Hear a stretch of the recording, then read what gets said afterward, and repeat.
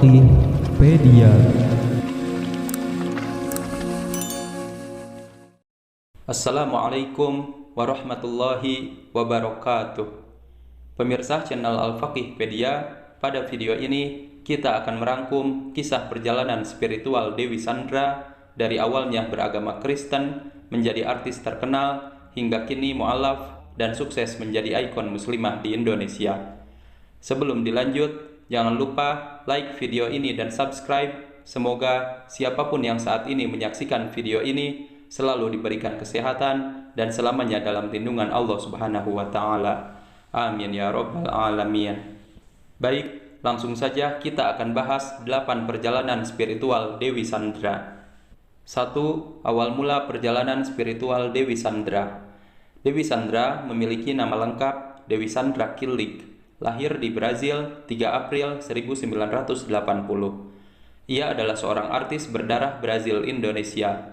Ayahnya dari Brazil bernama John George Killik dan ibunya asli suku Betawi bernama Prihartini. Dewi Sandra terlahir dari orang tua yang berbeda keyakinan sehingga ia pun diberi kebebasan memilih agamanya sendiri. Dewi Sandra awalnya beragama Kristen sampai ia berusia 20 tahun. 2. Perjalanan karir Dewi Sandra. Dewi Sandra mengawali karirnya di dunia hiburan sebagai model saat usia belasan tahun. Tak hanya dunia model, ia kemudian merambah ke dunia tarik suara. Dewi Sandra merilis album solo perdananya pada tahun 1998. Disusul album kedua Tak Ingin Lagi tahun 2000 yang berhasil meraih penghargaan AMI Awards sebagai album R&B terbaik 2001. Selama karir menyanyinya, Dewi Sandra memiliki total 5 album dan lebih dari 20 single. Selain menyanyi, Dewi Sandra juga pernah sukses sebagai presenter.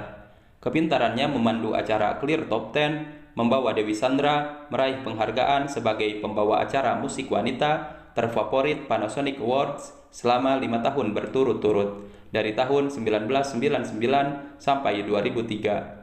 Dewi Sandra juga pernah menjadi presenter ajang pencarian bakat paling bergengsi Indonesian Idol tahun 2008. 3. Dewi Sandra memutuskan mu'alaf. Dewi Sandra memutuskan menjadi seorang mu'alaf pada tahun 2000 yang sebelumnya memeluk agama Kristen. Dia meyakini agama Islam sejak dipinang oleh mantan suami pertamanya, Surya Saputra, namun resmi bercerai 4 tahun kemudian.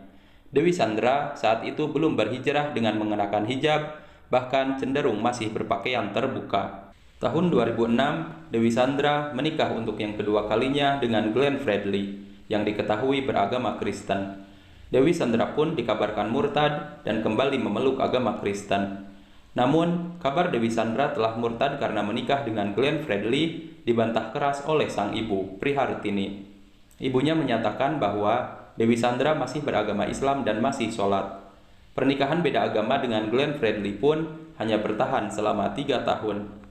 Pada 11 Desember 2011, Dewi Sandra menikah untuk ketiga kalinya dengan pengusaha sukses asal Jakarta, yaitu Agus Rahman. Pernikahannya yang ketiga ini langgeng dan harmonis sampai dengan saat ini. 4. Dewi Sandra memutuskan berhijab. Dewi Sandra memutuskan berhijab pada Desember 2012 atau 1 tahun pasca menikah dengan Agus Rahman. Pasca berhijab, image Dewi Sandra pun perlahan berubah layaknya seorang muslimah, dan sosoknya lebih banyak tampil di acara-acara televisi berbau Islami. Menurut pengakuannya, Dewi Sandra memutuskan berhijab setelah sering ikut pengajian dan berada di lingkungan wanita berhijab. Sampai pada satu titik, dirinya merasa sudah saatnya mengenakan hijab dan meninggalkan busana-busana seksinya. Keputusan untuk mantap berhijab diambil setelah sholat tahajud mengakhiri pergolakan batin selama 1 tahun. Semua orang punya alasan sendiri untuk pakai hijab. Ada yang karena sakit, pengalaman pribadi, atau sadar umur. Untuk saya sendiri, triggernya sejak 2012 ikut pengajian, kumpul di tempat yang tepat, dan saya selalu tertarik dengan wanita-wanita yang berhijab, ungkap Dewi Sandra. Di 2012, saya sholat tahajud, gak ngomong sama siapa-siapa. Besoknya, saya minta ke manajemen saya, dan oke, saya siap. No turning back. Niatnya lillahi ta'ala karena ingin memperbaiki diri, karena terlalu banyak hal yang harus saya perbaiki secara pribadi, baik spiritual dan batin, pungkasnya. 5. Alasan istiqomah dalam Islam. Saat diwawancarai di podcast milik Daniel Mananta, Dewi Sandra menjelaskan alasannya tetap istiqomah beragama Islam. Buat gue, Muslim adalah satu-satunya agama yang bisa menjawab pertanyaan-pertanyaan kritis gue sedari kecil, kata Dewi Sandra.